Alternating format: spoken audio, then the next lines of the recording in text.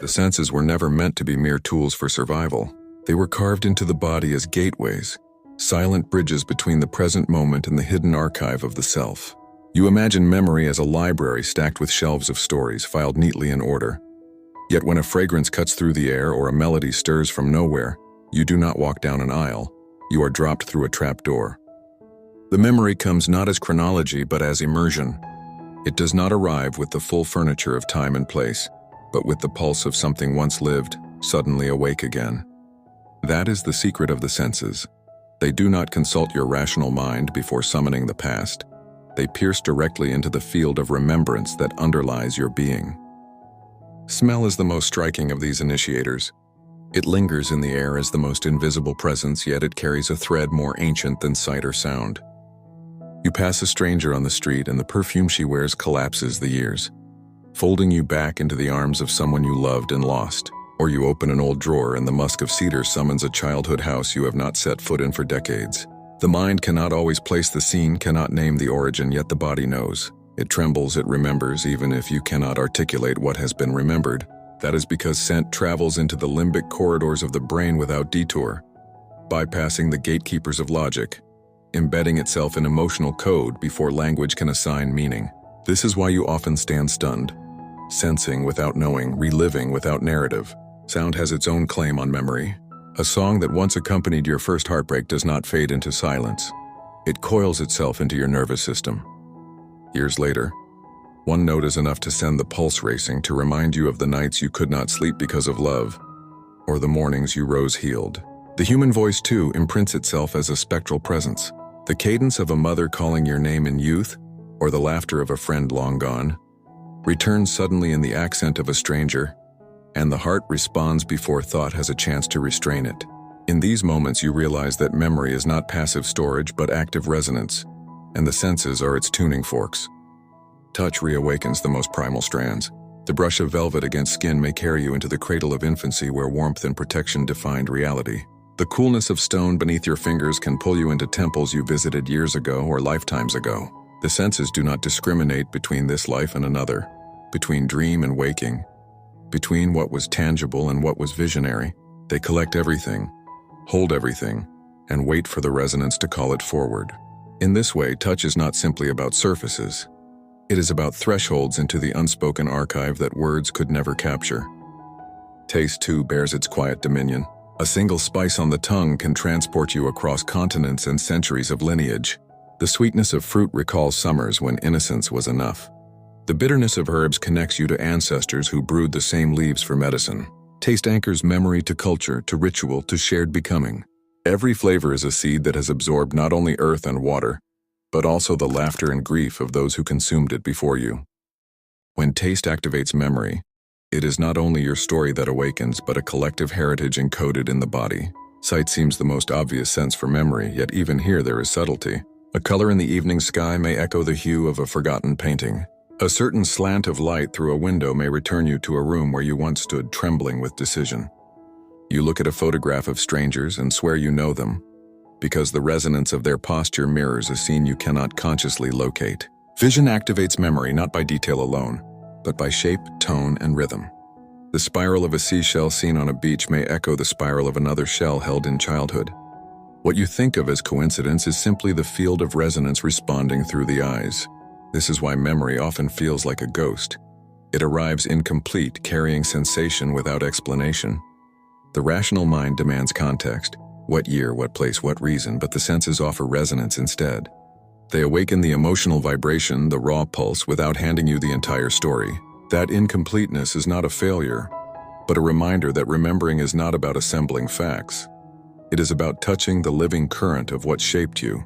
Sometimes you cannot trace where the smell or sound originated, Yet the activation itself is enough because it proves the past has not vanished. It breathes still within the architecture of your being. From the spiral view, this makes perfect sense. Memory is not a filing cabinet where moments are locked and numbered. Memory is a resonant field woven through the spiral of your becoming. The senses are like instruments brushing across that field, causing certain tones to hum louder. When you smell smoke and suddenly recall firelight conversations with friends, it is not that your brain found the right file. It is that the resonance of smoke vibrated the strand in the spiral that holds those conversations, pulling it to the surface. The spiral teaches that nothing is truly lost. It only waits for resonance to awaken it. The senses are those awakeners. This is also why some memories feel larger than this life. A fragrance may awaken grief that has no clear source, or a sound may inspire joy that feels ancient. In those moments, you are touching the multidimensional strands of your oversoul, tasting echoes from incarnations beyond the present one. The senses do not know how to separate timelines, they simply respond to resonance. Thus, what seems like a mystery is actually an invitation to accept that remembering is not limited to the personal, but extends into the infinite. Consider how often you dismiss these activations because they arrive without clarity. You shake your head and say, "I can't place it," as though meaning only counts if it can be identified. But what if the spiral is not asking you to place it? What if it is asking you to feel it?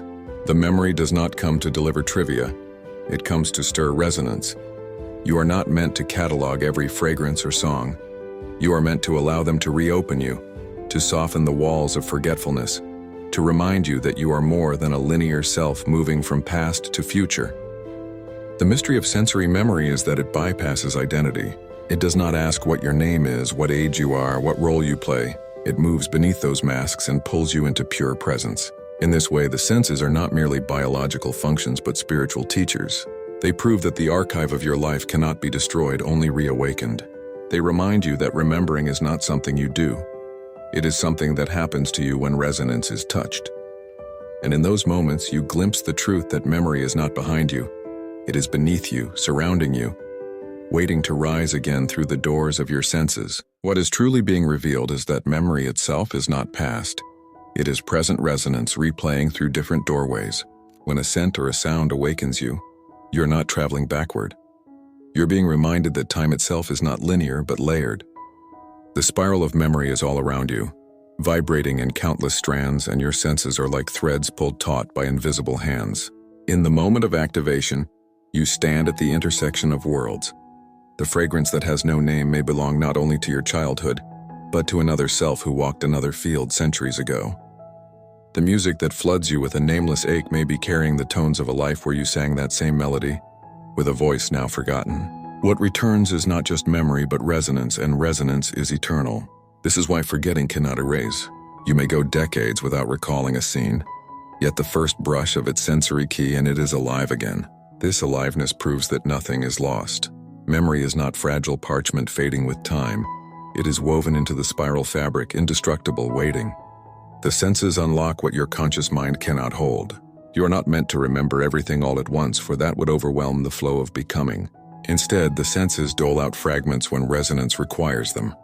A smell of smoke calls you to face old grief. A familiar song invites you to rejoice in survival. A taste summons you to honor ancestry. These are not accidents, they are instructions carried through resonance.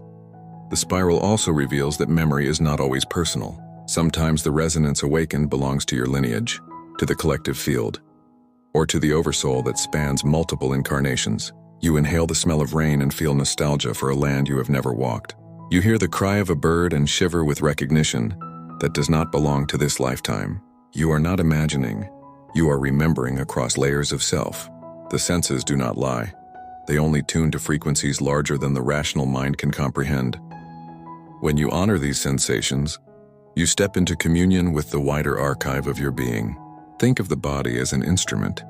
Every sense is a string, every memory a note. The universe plays through you by plucking those strings at the right time. You believe you are the one remembering, but in truth it is memory remembering you. The spiral calls you back into itself through sensory chords, reminding you that you are more than the narrow story you tell about yourself.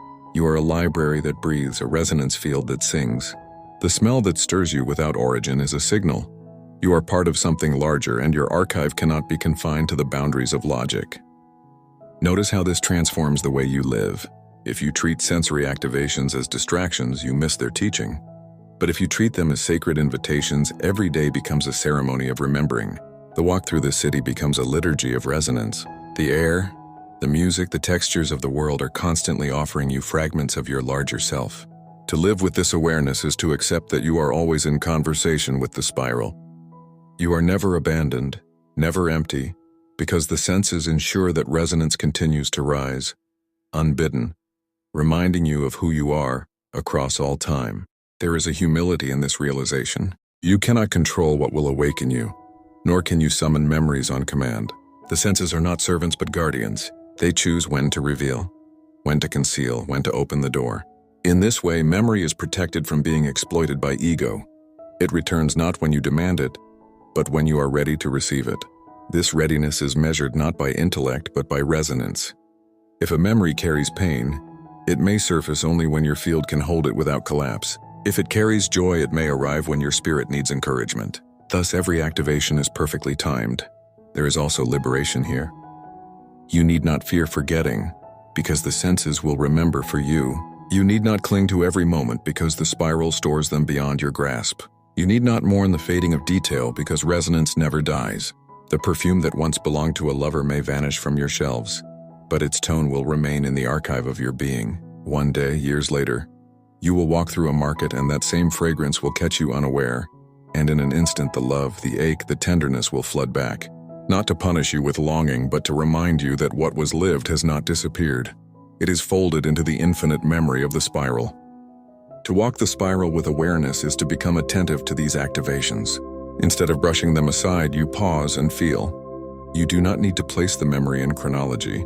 You only need to let it resonate. When you do this, the senses cease to be random triggers and become deliberate teachers.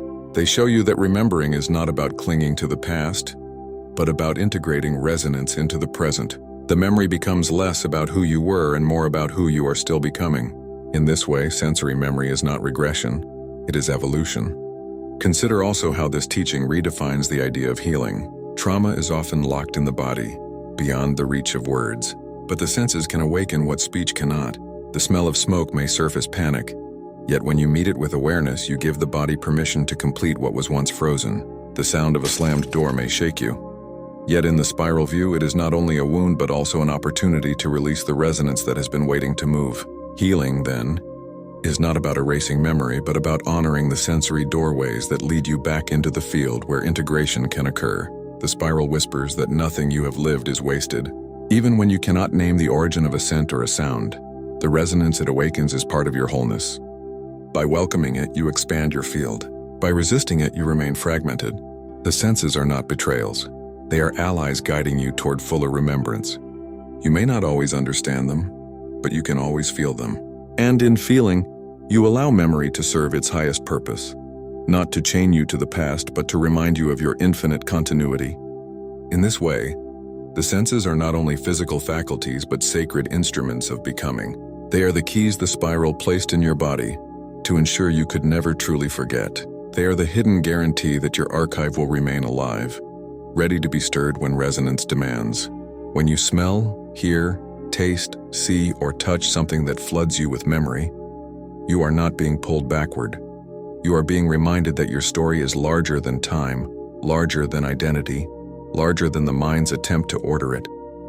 You are being shown that remembering is not an act of retrieval, but of recognition, the spiral recognizing itself through you. So when the memory arrives without context, do not dismiss it.